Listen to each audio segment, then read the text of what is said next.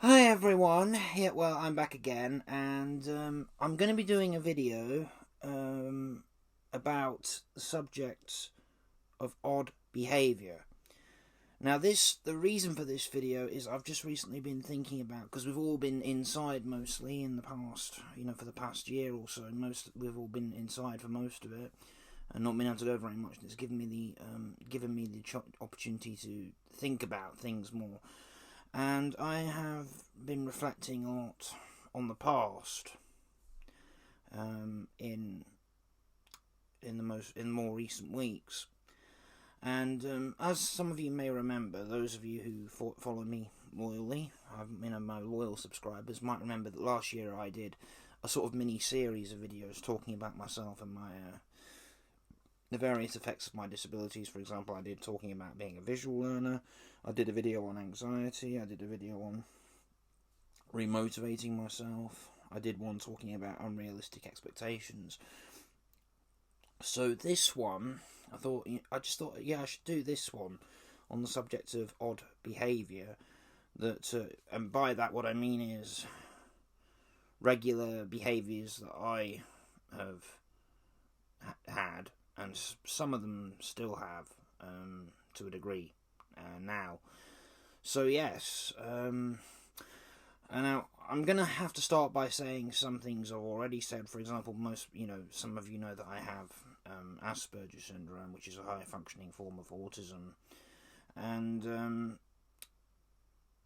with the autism spectrum disorder comes a series of behaviours that people who suffer do, because it's one of the things that you find comfort in. And when you're a kid, particularly, because when you're a kid, it's different. It's so difficult because you're at this stage where you're trying to fit into a world that you really know that you don't belong in, and you come to learn that it's so difficult to fit into so-called normal society and be accepted. And I myself, even though I didn't always know what anxiety was until I was properly taught about it. I've always had it, and having the understanding I have now of anxiety makes me aware of the anxieties I had as a kid and how I dealt with it. And so I remember being a very young kid. This was even before I started school. Well, before I started school, leading up to when I was going into primary school. Now, I didn't know. I hadn't been diagnosed with Asperger's. All I knew was I had cerebral palsy, which didn't affect me greatly. I mean, I had learning difficulties, which meant I had to have special one-to-one support in school. And basically, one of the first behaviours I remember, and so many people will remember very well, is that when I always used to think, as I was constantly thinking, always imagining things, because my imagination was just so wild, often to the point where I couldn't concentrate in school, which is one of the reasons why I was often, in trouble with the teachers. I, for example, used to I'm just going to use this as an example. I used to always have something like a stick in my hand or a pencil, and would always be wobbling it, shaking it like that. I used to do that when I was thinking. I'd do it when when I used to pretend to play games at home, and just when I needed an escape. That was something I used to like to do. And in my last year of school, what people remember, someone remembered once when I spoke to them about it. I said one time that I was shaking a pencil in the classroom, sitting at my desk, shaking a pencil in the classroom, and I accidentally let go of it, and it flew basically over the classroom wall into the next classroom. And even though I don't quite remember how it actually went, I'm sure I got into trouble for that. Now, just on that note, I still do that to some degree today. Not the behaviour, not the exact behaviour that I used to do. That shaking, but I often still like to have something in my hand, and something that's the length of a stick, or or just something like that, whether it be a stick or a tool or a pencil. I do often still like to have that in my hand. I do like to have things in my hand because it was always helpful. It was always good for me to think, and my parents generally accepted it because they knew I obviously had a problem of some kind, and it wasn't a huge problem outside of school, or not necessarily even in school was it always a problem, but they just accepted it. That it was something I liked to do. It was a little habit I picked up, and it often kept me quiet. Say when we're in the car, or when we're out and about, it kind of just kept me quiet, and I'd have a wibble stick, as we used to call it, for a joke, as we went along.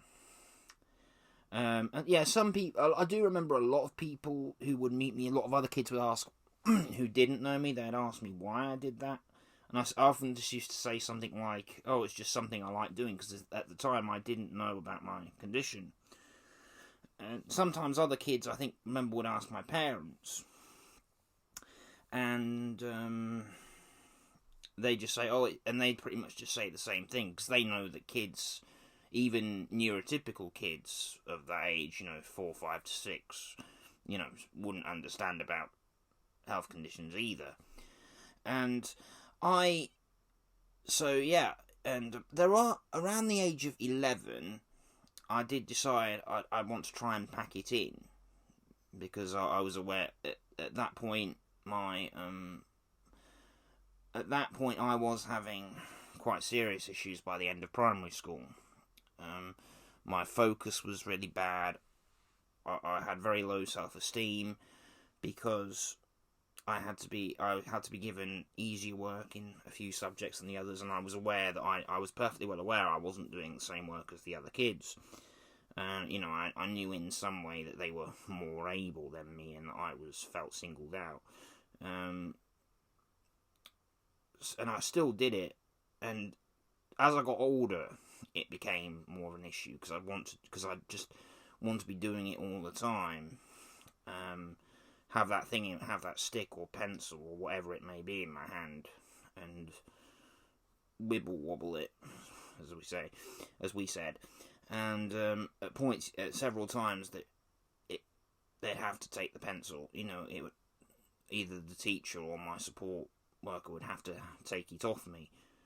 And that didn't, and even though that didn't work, because either I'd just pick up another one from my pencil case, and I was constantly having to be stopped in lessons, either for doing that or for other ones just generally not paying attention, because I think due to my cerebral palsy, I didn't have the same stamina as other people with no physical health conditions, so that didn't help either. That didn't help my concentration either, having a low stamina and sitting in a classroom. And so yeah, and I was still doing that regular, when I was a teenager. I did start not to do that particular behaviour in school. I'd often still like to have something in my hand by the time I sort of left primary school and went through middle school, and then up to, and then high school, then the final 2 years of school. I still like to have something in my hand, but I did eventually learn not to continuously shake it. I'd just kind of maybe wave it a bit. And on that, I do remember at points, I also, when I was at special school and had to travel an hour and a quarter to school and back every day, I would get a pen out in the taxi and wave it about, which really annoyed people to a certain degree, and I had no idea of how it might bother other people. It just, but even to the point, but it got to a point where even someone else in the taxi just took it off me and basically threw it away.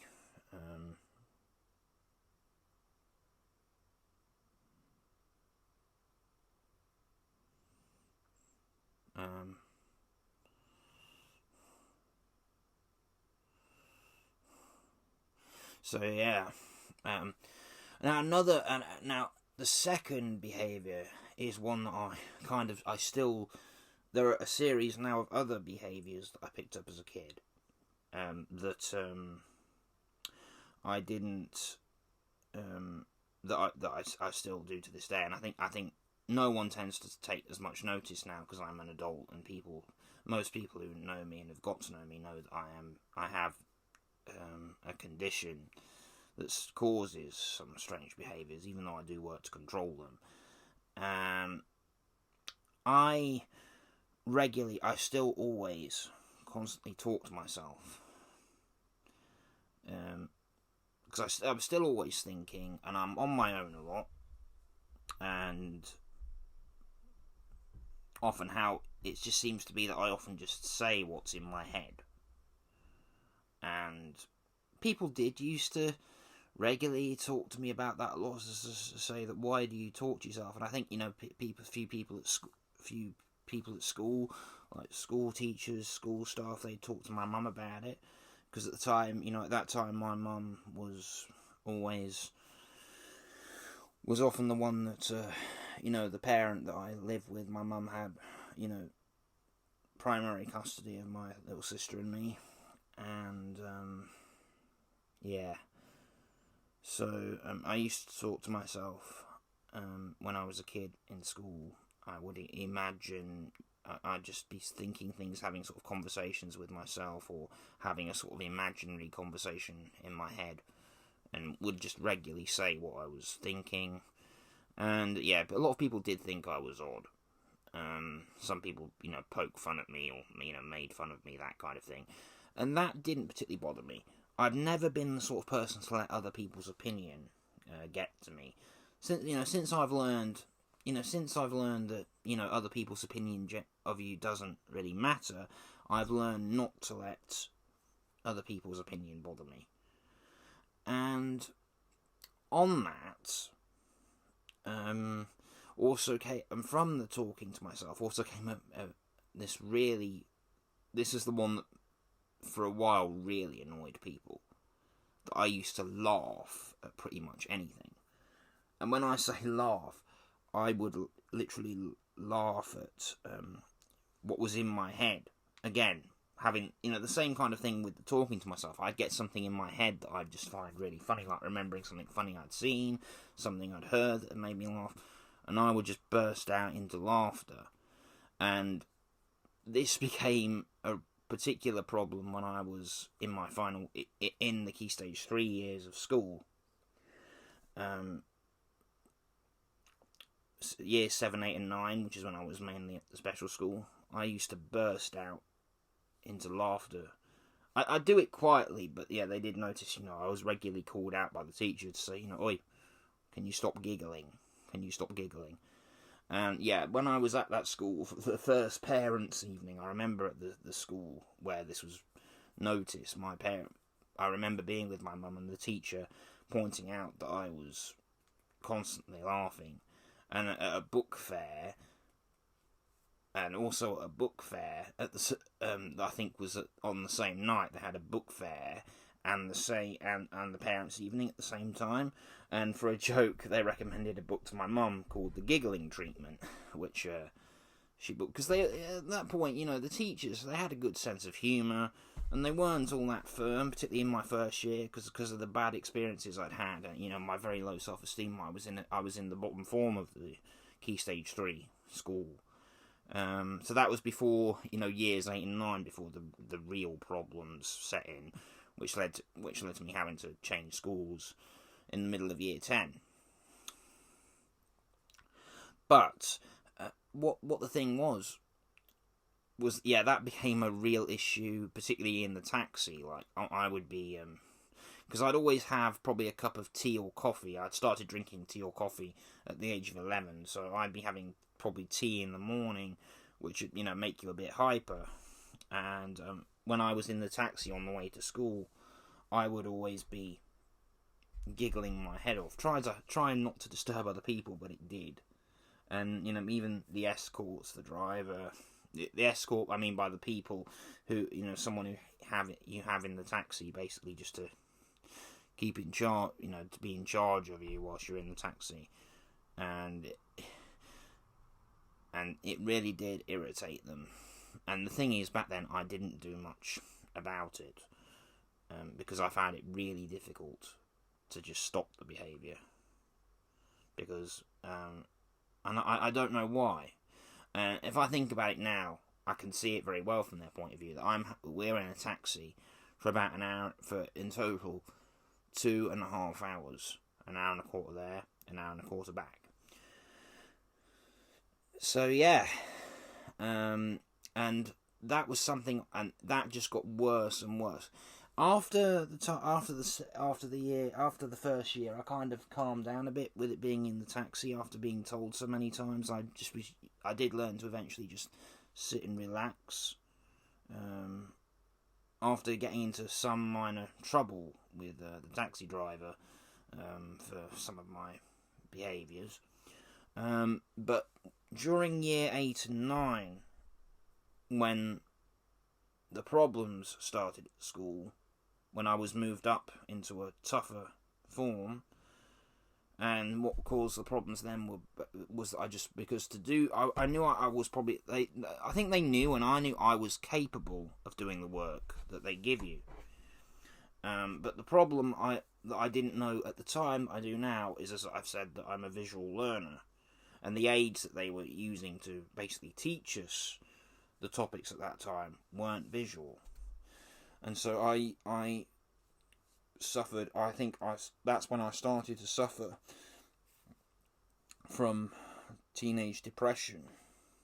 Not severely, but that's when I did start to suffer from depression. I think that's what it was now. Yeah, I didn't know what depression was then either. But yeah, my motivation went right down. And yeah, I was regularly getting into quite a bit of verbal trouble with the teachers at this point.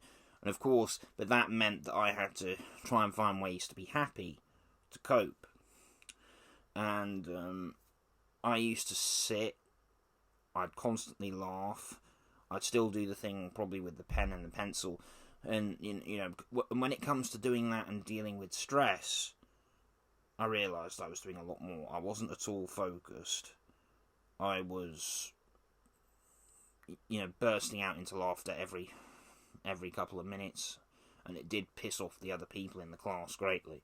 Some of the other people, got really annoyed with me, because obviously it was distracting them, and that I could not understand at the time. And looking back at it now, I think if I was them, and I was in a classroom with someone like myself, or myself at the time, I would be feeling exactly the way that they're feeling, and nagging me to shut up and stop it, as they were doing. So yeah, and I do still laugh a lot, but to say now that doesn't really matter. I'm always on my own, because, well, I'm not always on my own, but I've been, on my own a lot more, as we all, all of us, I think, who live on our own, have been, on our own, during this lockdown period since last March. But the main thing I'm trying always to work on is the talking to myself, because I still do that, and people who get to know me, I know that they can see that I do it, but I know it doesn't take people probably long to figure out that I have a spectrum disorder, because by now most people kind of do sort of know what it is. Most people know somebody with it, or know someone who knows someone, or they have a family member, or somewhere most people have some kind of connection with it. And I'm often, when I'm out and about in town, and or just out anywhere in public, I can still just randomly, I'm still having the conversations in my head, and I do often tend to just talk to myself, because I don't know if it's just a way of clearing my head. It might just be a way of clearing my head, but I am aware now of working to control this and some other behaviours because of how it looks to other people. And yeah, I think some people do. Some people have looked at me a bit funny, and probably when I've walked past and can't be seen, I'm sure there are people probably who said a few things behind my back.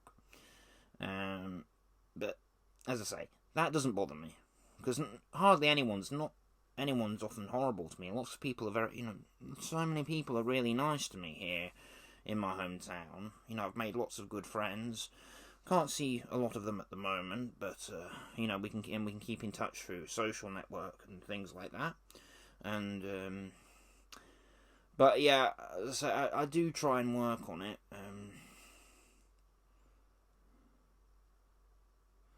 And yeah, and the final.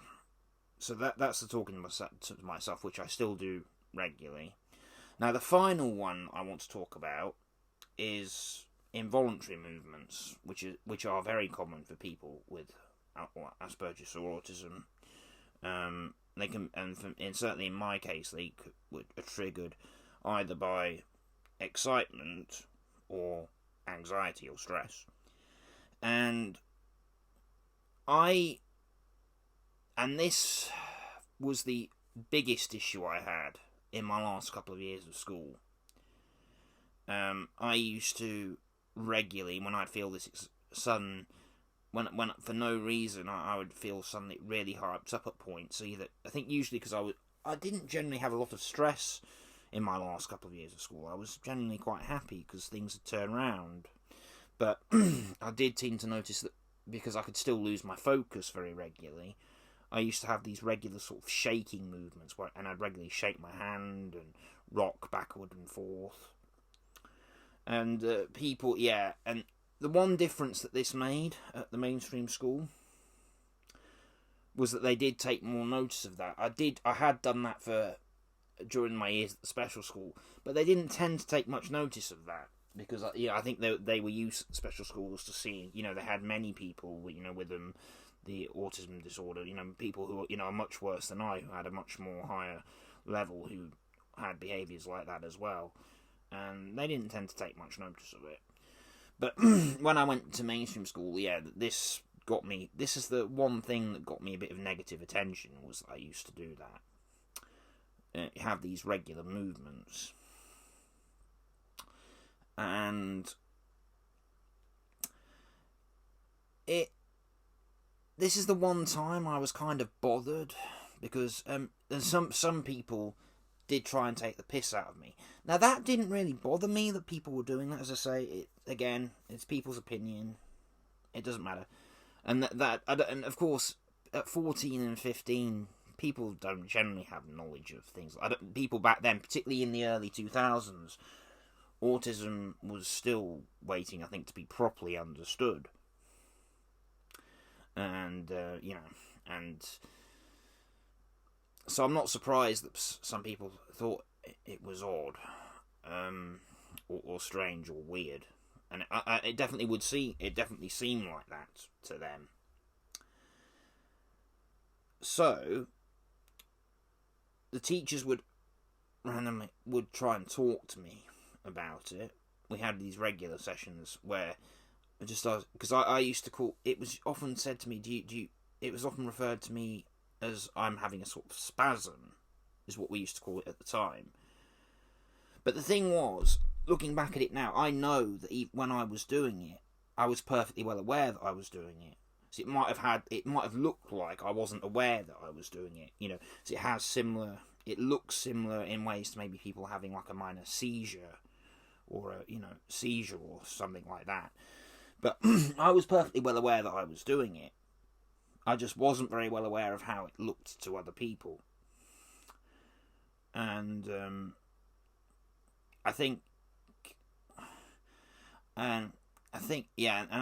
sometimes I would. They were very understanding at this new school I went to. They would allow me to go out of the lessons if I wanted to and work in isolation. Not because I think they thought I was, I wasn't like a danger to anyone or anything, but just because it might help me focus. Because I think they picked up on that it was triggered by losing focus, and that I would stop paying attention.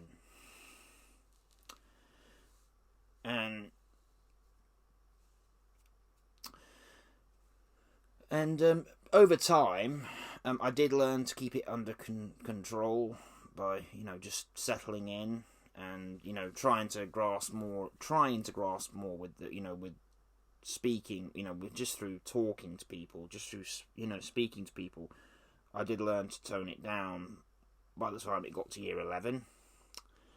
And so really, yeah, that was really the end of it. I still had the involuntary movements, and I still did talk to myself, and still occasionally like to do a bit of that with either a pen or a pencil. But so that kind of brings it to the end of school. So school ended, and it ended really well. And I still remember what will just to end the educational period. It was when I went to college and quickly got very badly stressed because I was very careless at the time and went straight onto a course that was a level too high than to what I should have gone on to after leaving school. Yeah, I the spasms got quite bad, all the involuntary movements, and I would be doing them all the time. All as a matter just to cope with stress, to cope with anxiety. And my anxiety got so out of hand by the end of that year, but by summer 2006 to summer 2007, it did get really bad by then. And but as I say, all I have to say on that is that the problems were sorted out. Timetable was reduced at college. And I still had the movements, I still had the involuntary movements, because I could either have them while I was feeling happy, so I could be quite relaxed, and suddenly start feeling very happy, and then feel excited, and then that would trigger them as well as anxiety or stress. But that kind of brings that part to an end. Okay, now what I want to say regarding the involuntary movements is that I have them far less frequently now, and that's partly, I think, I noticed that they more or less stopped, and only now triggered on very rare occasions, either when I'm excited or a bit stressed. The symptoms only tend to break through, and I think that might be partly, and I noticed that this partly stopped when I was put on these pills. This is citalopram. On the 40 milligrams citalopram pills, which control anxiety, and I did notice that they started to relax me, which has really helped me out. Because not only has it helped me, not only have I noticed differences since then, but because the pills keep me calm, relatively calm, and I've been able to work more on my focus, judgment, perception, and things like that, and it has made a really good big difference to my life. And I don't really get terrible side effects, the side effects from these anymore that I used to. For example, when I started these pills, I'd be very exhausted because for your system to get used to the pills, I got side effects like feeling very tired because they make you feel drowsy. But taking this, and I'm very lucky. This is the only medication I take. This is the only medication I have to take. It's just one pill a day, and hopefully, despite the lockdown, I've actually been very, I found ways to cope during this lockdown period, and I'm considering asking the doctor the next time I speak to him. I think it might be worth asking to reduce the dose. So I have been feeling very calm and just been getting on with things, keeping busy, and I think I've been able to accustom better than most people thought myself would, or someone like me would, to the current situation. So those are just the odd behaviours that I remember, that I've had, and I've had, and my old behaviours that I've just done all my life, at points in my life, particularly unable to control them when I was a kid. just for the sake of not understanding why I had them, or what triggered them, why I did those certain behaviours. But yeah, I wanted to do this video because some things I've been watching lately, I've been watching other videos. People do videos about issues they've got and similar issues like this. I've been watching things to do with mental health, due to the current, due again to the lockdown with COVID, and and I've been watching people's problems, videos about people's problems that they've had with depression, with mental health disorders, and so I thought of all the I've talked about most of the things I think I can talk about regarding the effects of my condition, but I thought that odd behaviour, which is what I'm titling this video, the slightly abnormal behaviours,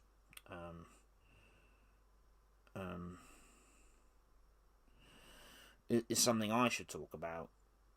So, okay, well, I hope you found this video informative, and I hope it has been useful, that I've not rattled on too much, because it is now over half an hour, but I expected it to be around this long.